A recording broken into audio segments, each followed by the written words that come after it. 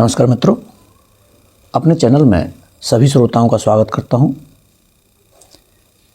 हिंदी भाषा पर इस धारावाहिक प्रस्तुति में पिछले अंक से आगे प्रसंग है स्वतंत्रता के बाद हिंदी का राजभाषा के रूप में विकास। राजभाषा का शाब्दिक अर्थ है राजकाज की भाषा। जो भाषा देश के राजकीय कार्यों के लिए प्रयुक्त होती है वह राजभाषा कहलाती है। राजाओं नवाबों के ज़माने में इसे दरबारी भाषा कहा जाता था। राजभाषा सरकारी कामकाज चलाने की आवश्यकता की उपज होती है। स्वशासन आने के पश्चात राजभाषा की आवश्यकता होती है। प्रायः राष्ट्रभाषा ही स्वशासन आने के पश्चात राजभाषा बन जाती है। भारत में भी राष्ट्रभाषा हिंदी को राजभाषा का दर्जा प्राप्त हुआ। राजभाषा एक संवैधानिक शब्द है। हिंदी को 14 सितंबर 1949 ईस्वी को संवैधानिक रूप से राजभाषा घोषित किया गया। इसलिए प्रत्येक वर्ष 14 सितंबर को हिंदी दिवस के रूप में मनाया जाता है। राजभाषा देश को अपने प्रशासनिक लक्ष्यों के द्वारा राजनीतिक आर्थिक इकाई में जोड़ने का काम करती है। अर्थात राजभाषा की प्राथमिक शर्त राजनीतिक प्रशासनिक एकता कायम करना है। राजभाषा का प्रयोग क्षेत्र सीमित होता है। यथा वर्तमान समय में भारत सरकार के कार्यालयों एवं कुछ राज्यों हिंदी क्षेत्र के राज्यों में राजकाज हिंदी में होता है। अन्य राज्य सरकारें अपनी अपनी भाषा में कार्य करती हैं, हिंदी में नहीं।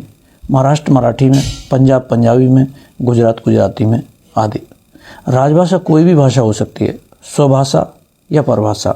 जैसे दिल्ली सल्तनत काल से लेकर मैकाले के काल तक फारसी राजभाषा तथा मैकाले के काल से लेकर स्वतंत्रता प्राप्ति तक अंग्रेजी राजभाषा थी, जो कि विदेशी भाषा थी।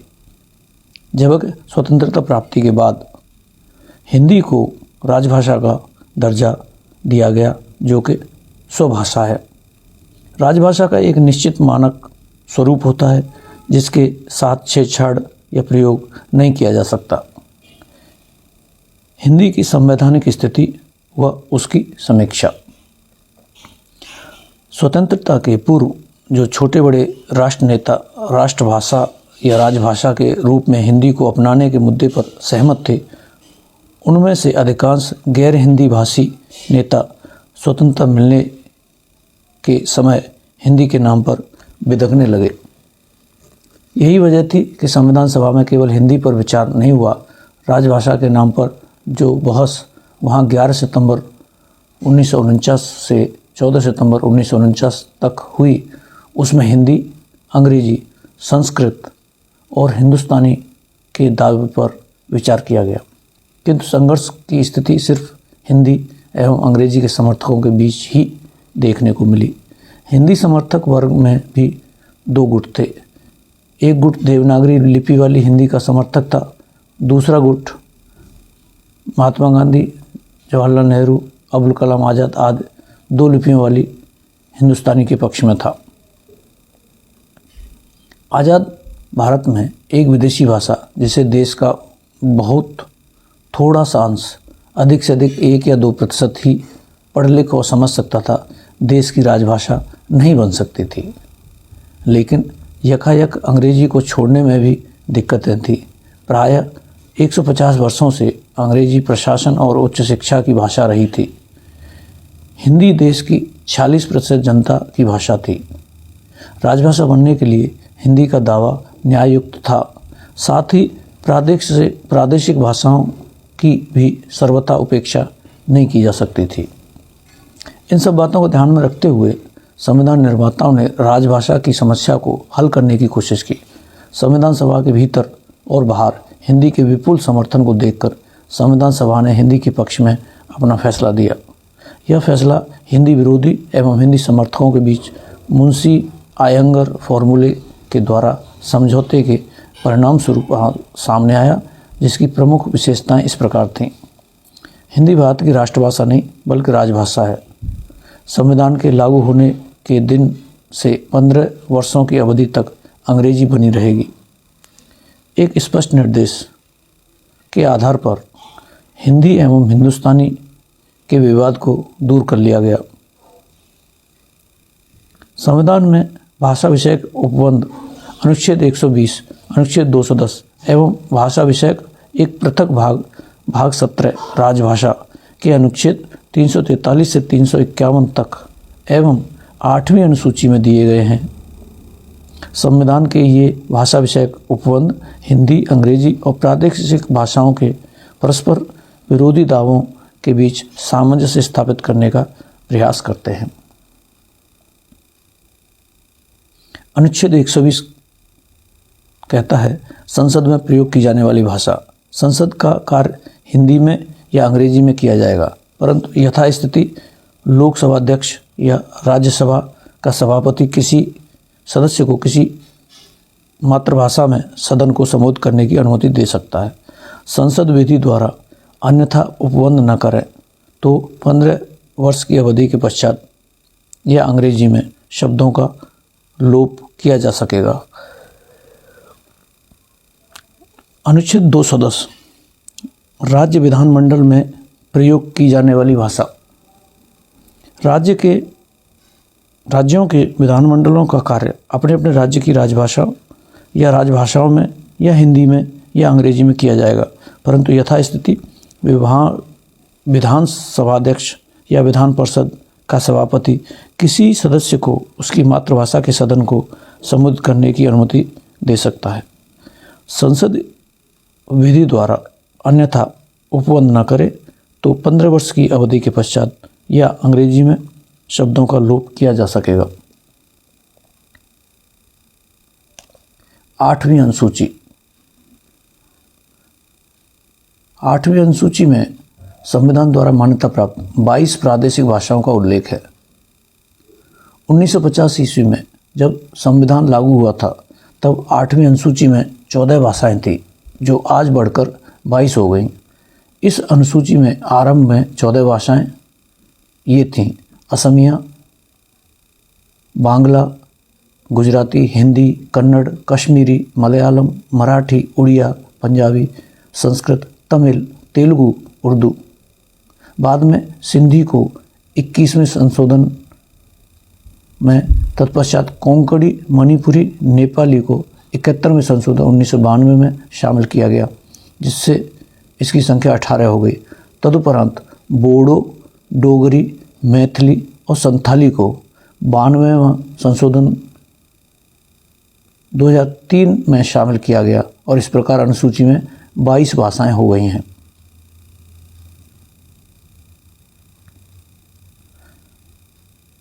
संघ की भाषा।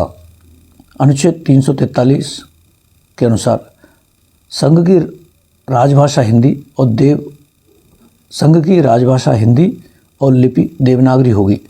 अंकों का रूप भारतीय अंकों का अंतर्राष्ट्रीय रूप होगा। इस संविधान के प्रारंभ में 15 वर्ष की अवधि तक अर्थात 1965 तक उन सभी शासकीय प्रयोजनों के लिए अंग्रेजी भाषा का प्रयोग किया जाता रहेगा जिनके लिए पहले प्रयोग किया जा रहा था, परंतु राष्ट्रपति उक्त अवधि के दौरान संघ के शासकीय प्रयोजनों में से किसी के लिए अंग्रेजी भाषा के अतिरिक्त हिंदी भाषा का और भारतीय अंकों के अंतर्राष्ट्रीय रूप के अतिरिक्त देवनागरी रूप का प्रयोग प्राधिकृत कर सकेगा।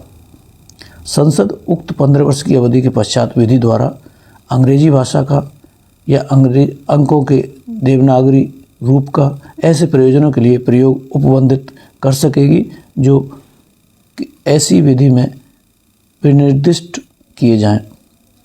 अनुच्छेद 344 राजभाषा के संबंध में आयोग 5 वर्ष के उपरांत राष्ट्रपति द्वारा और संसद की समिति 10 वर्ष के उपरांत। प्रादेशिक भाषाएं। राज्य की राजभाषा या राजभाषाएं, प्रादेशिक भाषाएं या हिंदी ऐसी व्यवस्था होने तक अंग्रेजी का प्रयोग जारी रहेगा।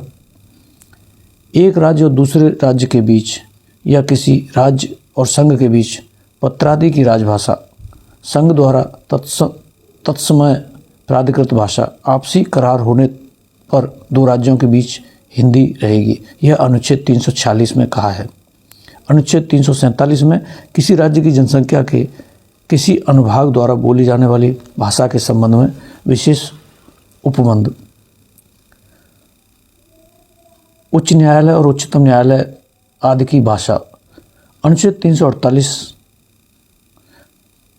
उच्चतम न्यायालय और उच्च न्यायालय में और सांसद और राज्य विधानमंडल में विधेयकों, अधिनियमों आदि के लिए प्रयोग की जाने वाली भाषा उपबंध होने तक अंग्रेजी जारी रहेगी।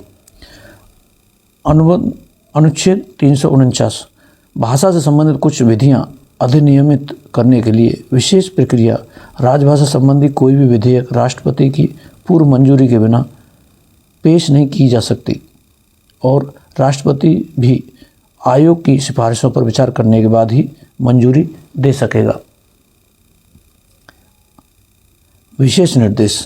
अनुच्छेद 350 व्यथा के निवारण के लिए अभ्यावेदन में प्रयोग की जाने वाली भाषा। किसी भी भाषा में भाषाई अल्पसंख्यक वर्गों के लिए प्राथमिक स्तर पर मातृभाषा में शिक्षा की सुविधाएं। भाषाई अल्पसंख्यक वर्गों के लिए विशेष अधिकारी की नियुक्ति राष्ट्रपति द्वारा की जाएगी। अनुच्छेद 351 हिंदी के विकास के लिए निर्देश। संघ का यह कर्तव्य होगा कि वह हिंदी भाषा का प्रसार बढ़ाए, उसका विकास करे, जिससे वह भारत की सामासिक संस्कृति के सभी तत्वों की अभिव्यक्ति का माध्यम बन सके और उसकी प्रकृति में हस्तक्षेप किए बिना हिंदुस्तानी में और 8वीं अनुसूची में वे निर्दिष्ट भारत की अन्य भाषाओं में प्रयुक्त रूप, शैली और पदावली को आत्मसात करने हेतु जहाँ आवश्यक या वांछनीय हो वहाँ उसके शब्द भंडार के लिए मुख्यतः संस्कृत से और गौड़तः अन्य भाषाओं से शब्द ग्रहण करते हुए उसकी समृद्धि सुनिश्चित करें। मित्रों, इससे आगे का अंक अगले वीडियो में प्रसारित किया जाएगा।